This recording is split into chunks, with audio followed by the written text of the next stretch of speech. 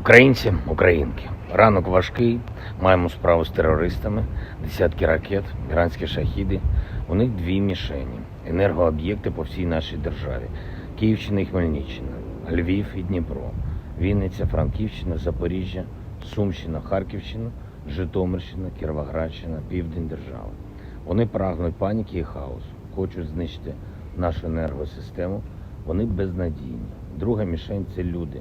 Спеціально обрали такий час і такі цілі, щоб завдати якнайбільше шкоди. Але ми, українці, допомагаємо одне одному, віримо в себе, відновлюємо усе зруйновано. Зараз можуть бути тимчасові перебої з електрикою, але ніколи не буде перебоїв з нашою впевненістю у перемозі.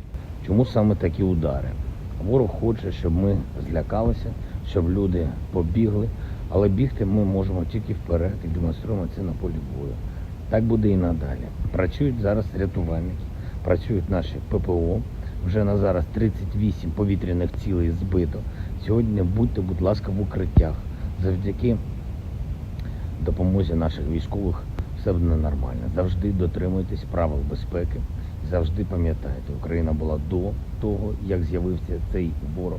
Україна буде і після нього. Слава Україні!